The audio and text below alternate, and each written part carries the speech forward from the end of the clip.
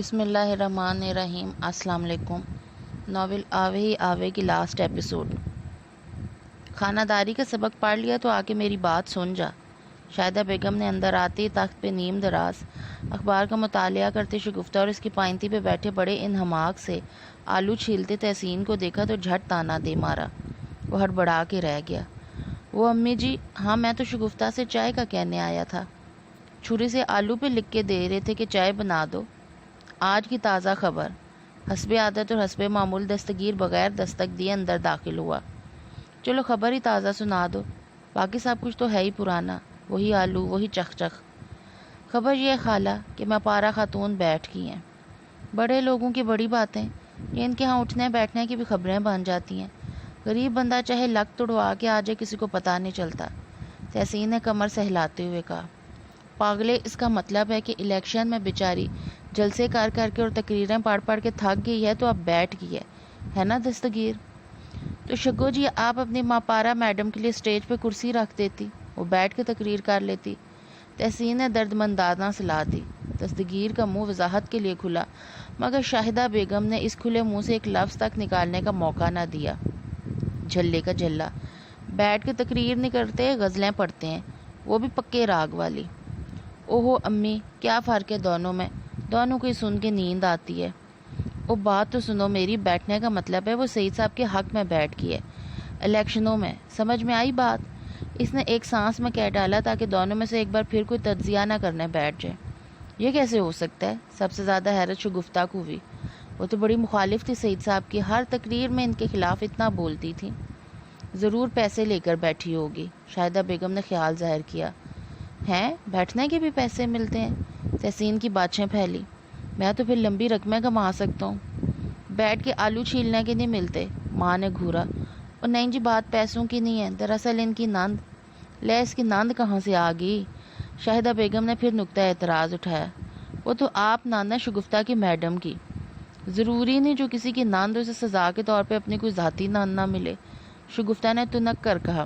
ماپارہ madam تو خود کفیل ہے نندوں کے معاملے میں، پوری 4 نندیں اور سب سے چھوٹی والی سعید صاحب کے ساتھ۔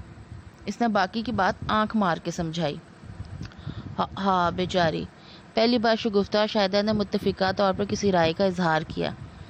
الیکشنوں سے ایک دن پہلے ان کی منگنی ہو رہی ہے اور شادی الیکشنوں کے بعد، بشرطِ زندگانی، بشرطِ طبیعت۔ دیکھا، ایسی ہوتی ہیں بھابیاں، قربانی دینے والی، سسرال کے لیے اپنا دل مارنے والی، سٹار پلس کے ڈراموں جیسی۔ شاہدہ بیگم کے جتلانے پر شگفتہ نے فوراً وضاحت کی۔ قربانی کیسی؟ ایسی نان جو 14 سالوں سے سینے پہ مونگ ڈال رہی ہو اور جس کی شادی ہونے کا نام نہ لے رہی ہو، اگر ایسے میں کوئی آنکھ کا اندھا قسمت کا مارا اسے ماپارہ بیگم کی زندگی سے دور لے جا ہی رہا ہو تو ان کا کیا دماغ خراب ہے جو اس کو ہونے والے شوہر سے 50 آزمائی کر کے اسے دوبارہ سے گھر بٹھا لیں؟ اسے تو اچھا ہے وہ خود بیٹھ جائے۔ شکر ہے میرے مولا کا، ایک کانٹا تو نکلا۔ شاہدہ بیگم نے دونوں ہاتھ اٹھا کے جھومتے ہوئے اللہ کا شکر ادا کیا، پھر شگفتہ پہ طنز اچھالا۔ اور سعید صاحب کی حمایتیوں میں اضافہ ہوا۔ ظاہر ہے تم جس کے حق میں تقریریں کرتی پھر رہی تھی وہ تو ہوگی سعید صاحب کے حق میں، یعنی تم بھی اب سعید صاحب۔ وہ چڑ کر وہاں سے اٹھ گئی۔ مجھے سعید صاحب سے ملنا ہے۔ بی بی تم ہے کون؟ پٹھان چوکیدار نے نخوت سے پوچھا۔ میں سعید صاحب کی خاص بندی ہوں، شاہدہ بیگم نے قدرے اکڑ کے کہا۔ بی بی ہم سب اللہ کا بندہ ہے اور اللہ کا بندی ہے۔ ہاں ہاں، زیادہ تبلیغ نہ کر، اندر جانے دے مجھے۔ نہیں، ہم اندر نہیں جانے دے گی، اندر میٹنگ ہو رہا ہے۔ اوے میں کہہ تو رہی ہوں، مجھے سعید صاحب نے خود بلایا، چل پیچھے ہٹ۔ اس نے چوکیدار کی منحنی سے کمر میں ٹہوکا دیا اور اسے پرے ہٹاتی اندر بھاڑ گئی۔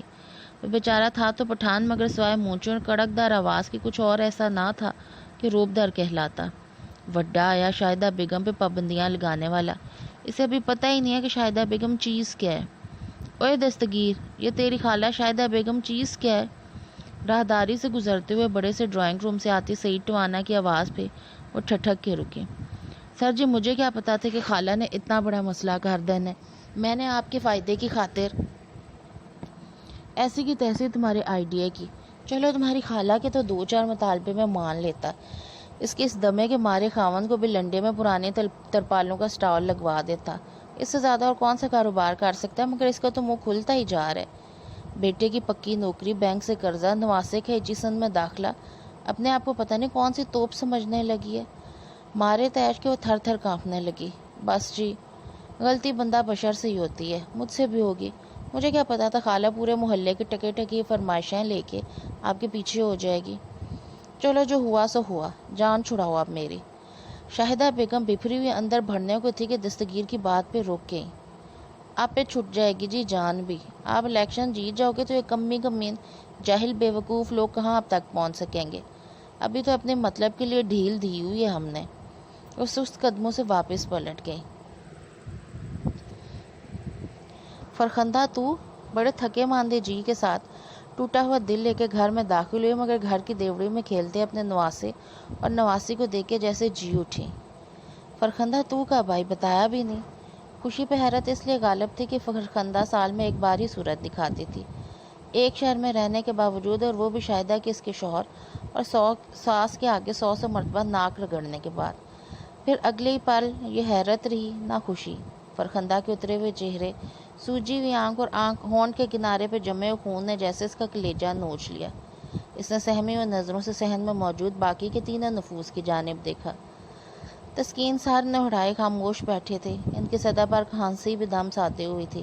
تحسین بے بس سا نظر آیا تھا، جیسے اندر ہی اندر کسی طوفان کو دبار، اور شگفتہ اس کی گود میں فرخندہ کی 6 ماہ کی بچی سو رہی تھی، اور خود وہ ہمدردی اور محبت سے اپنے نند کے ہاتھ سے ہلا رہی تھی۔ کیا ہوا ہے؟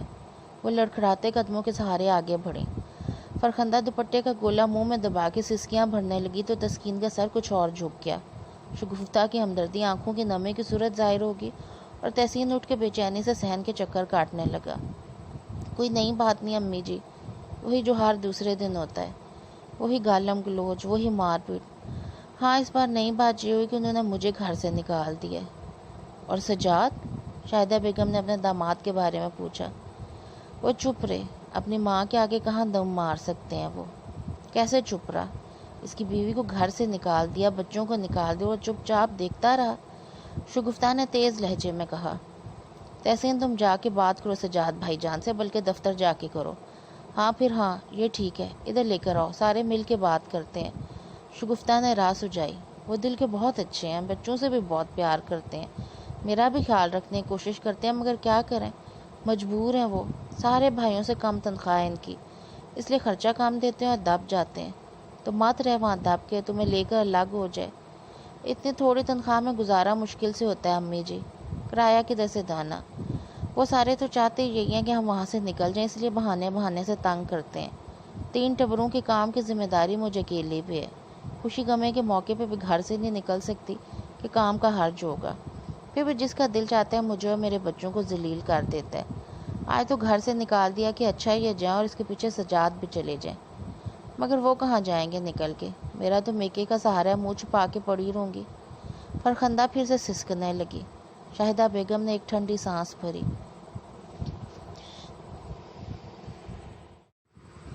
تو تحسین تم انہیں بھی یہاں آنے کا کہہ دو، کیا فائدہ ذلیل ہو کے رہنے کا، یہ بھی تو ان کا اپنا گھر ہے۔